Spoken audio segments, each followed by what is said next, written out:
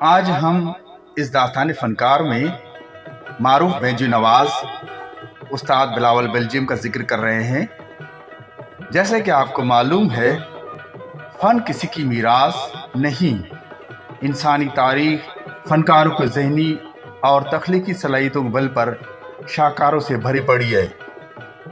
اگر انسان خدا داد صلاحیتوں کو بروئے کار لائے تو کیا کچھ نہیں کر سکتا۔ اپنے فن کی پہچان، محنت اور لگن آخر کار اسے ایک دن عظمت کی بلندیوں تک پہنچا سکتی ہے، جس کا عام انسان صرف خواب ہی دیکھ سکتا ہے۔ پھر مرنے کے بعد بھی اس کا نام اور کام آنے والی نسلوں میں زندہ رہتا ہے۔ پاکستان کلاسیکی موسیقی کی تاریخ میں بلاول بلجیم ایک ایسے ہی نام ہے۔ اس نے فن کو پہچان دی۔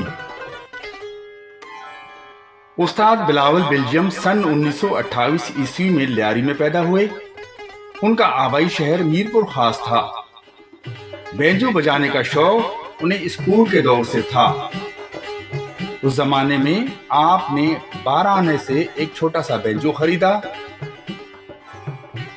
وہ اپنے علاقے کے پیر شاہ کے بنگلے پر لوگوں کی خدمت کرتے اور گزر بسر کرتے۔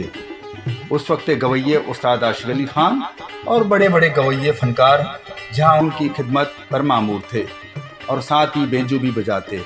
استاد سے کچھ راگ سیکھنے کو ملتے۔ جب بلاول بلجیم اس زمانے میں تقی شاہ کے مزار پر بینجو پر کوئی راگ یا دھن بجا رہے تھے تو کسی نے آپ سے مخاطب ہو کر بلاول کی تعریف کی اور کہا کہ آپ تو بینجو کے بلجیم ہو، تو وہیں سے آپ نے اپنے نام کے ساتھ بلاول بلجیم لگایا۔ ویسے تو بینجو ایک تار والا آلہ ہے جس کی مخصوص آواز اور ایک بھرپور تاریخ ہے۔ اس کی ابتدا مغربی افریقہ سے مل سکتی ہے، جہاں اکوٹنگ نامی ایک ایسا آلہ بجایا جاتا تھا۔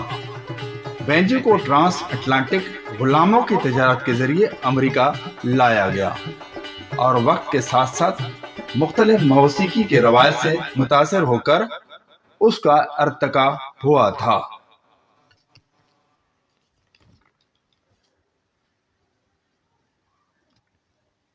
بلاول بلجیم شادیوں اور دیگر تقریبات میں اپنے فن کا مظاہرہ کرتے تھے۔ وہ اپنے منفرد بینجو بجانے کے انداز اور روح پرور آواز کی وجہ سے پہچان ملی۔ وہ سندھ کی ایک روایتی تار بجانے والا ساز بینجو کا ماہر کھلاڑی بن گیا۔ سن 1952 عیسوی میں اس وقت ریڈیو کراچی کے موسیقی کے انچارج زید بخاری نے ساز بینجو کی ہمیشہ سے مخالفت کی، مگر جب ریڈیو پر بلاول بلجیم کی آمد ہوئی تو انہوں نے بلاول بلجیم سے بینجو سنا تو دنگ رہ گئے کہ ایسا بھی بینجو بجایا جاتا ہے۔ آخر کار زید بخاری کے دل پر ایسا اثر ہوا کہ انہوں نے بلاول بلجیم کو باقاعدہ آرٹسٹ ریڈیو پر ملازمت پہ بھی رکھا۔ بینجو کے متعارف ہونے کے بعد سندھی بلوچی دھنوں میں جان آ گئی، ایک نئے رنگ کا اضافہ ہوا۔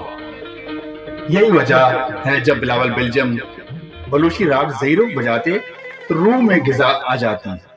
بلاول بلجیم نے کلاسیکی طرز پر سر منڈل اور بینجو کو پہلی دفعہ منظر عام پر لایا۔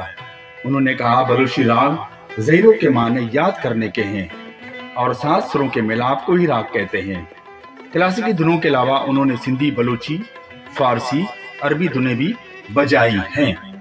بلاول بلجیم کراچی اور لاہور ریڈیو اسٹیشن سے وابستہ رہے۔ اس دور میں EMI کیسٹ کمپنی نے اسلام آباد سے ان کی دھنیں ریکارڈ کر چکے ہیں۔ بلاول بلجیم نے سندھی لوک موسیقی کو مقبول بنانے میں بہت مدد کی اور پاکستانی ثقافت کو فروغ دیتے ہوئے مختلف قومی اور بین الاقوامی تقریبات میں پرفارم کیا۔